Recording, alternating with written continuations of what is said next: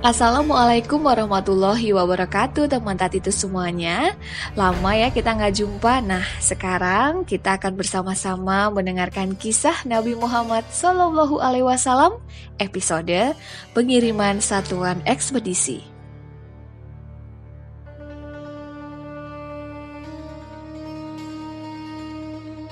Kepemimpinan yang bijaksana dari Rasulullah SAW berimbas pada persatuan dan kesatuan yang tak tergoyahkan antara kaum Muhajirin dan juga kaum Ansor.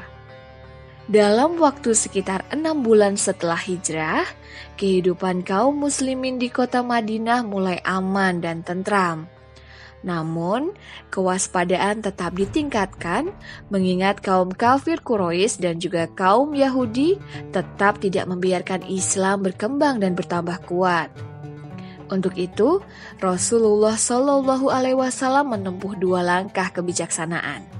Yang pertama, kaum muslimin mengadakan perjanjian dengan kaum Yahudi di Madinah yang terdiri dari Bani Nadir dan Bani Quraidah, agar terwujud prinsip hidup damai bersama secara berdampingan.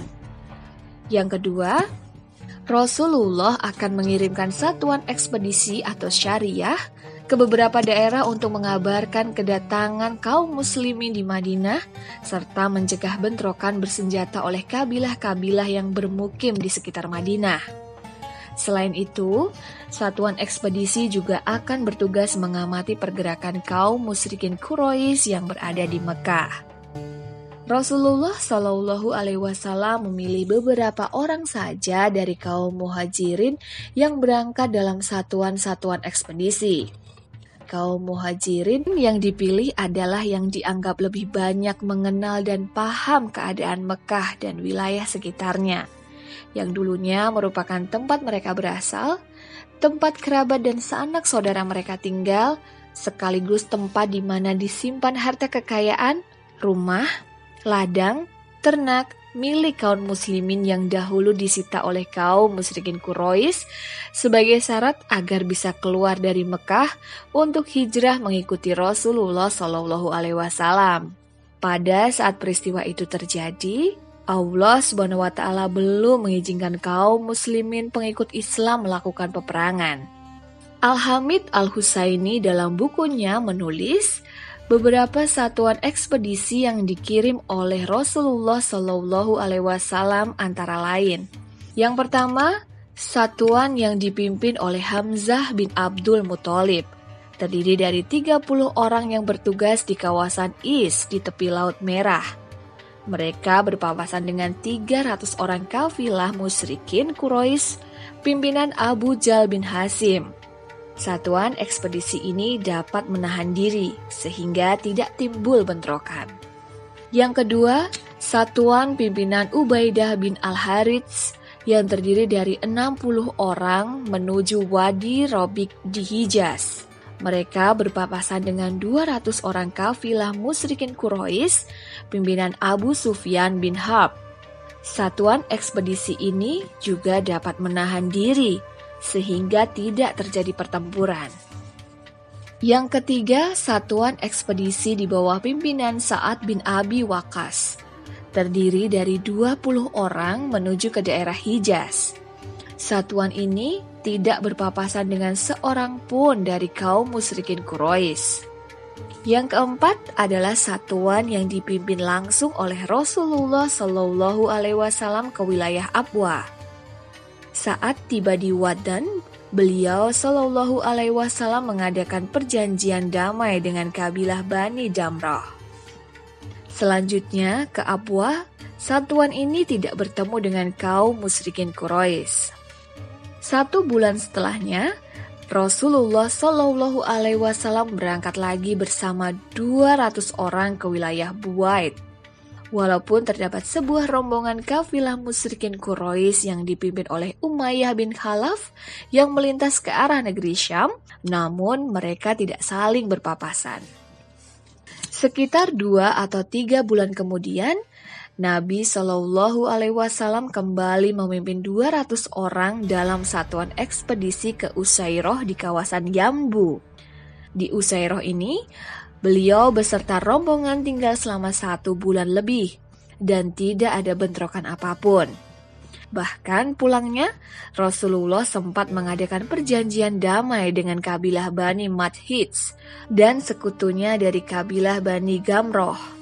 Baru 10 hari pulang dari Usairoh, ternyata Qurs bin Jabir al-Fihri dan kawan-kawannya dari kaum musyrikin Quraisy telah menyelundup secara diam-diam ke wilayah Madinah dan merampok sejumlah unta serta kambing.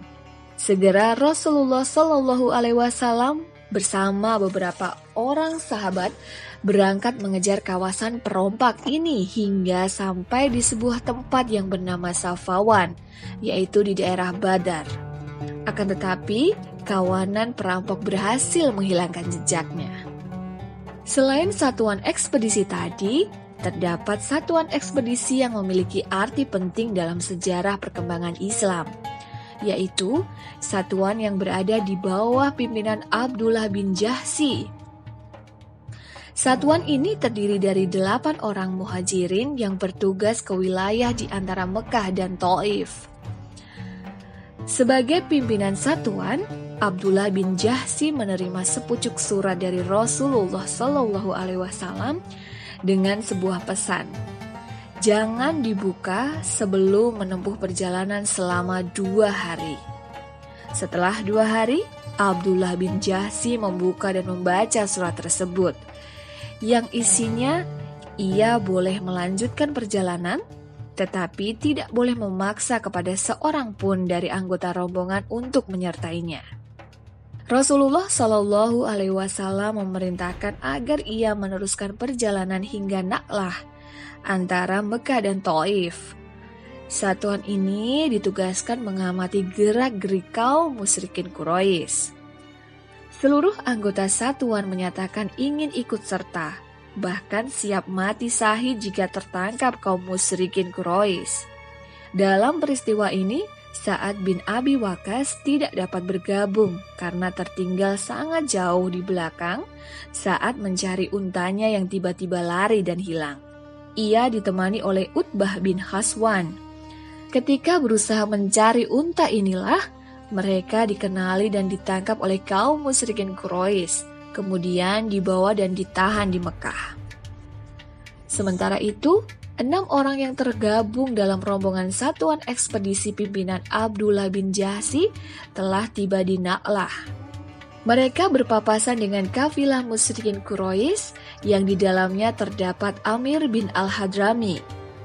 Saat berpandang-pandangan, Abdullah beserta rombongan terpancing emosinya ketika mereka teringat kejahatan kaum musyrikin Quraisy yang menyiksa dan merampas seluruh harta kekayaan kaum muslimin sebelum mereka hijrah ke Madinah. Muncullah niat untuk menyerang rombongan Amir bin Hadrami. Walaupun mereka awalnya sempat ragu-ragu, karena pada bulan Hurum orang-orang sepakat tidak boleh berperang. Tetapi mereka berpendapat bahwa jika dibiarkan saja, maka rombongan kaum musyrikin Quraisy akan tiba di Mekah dengan membawa harta benda mereka.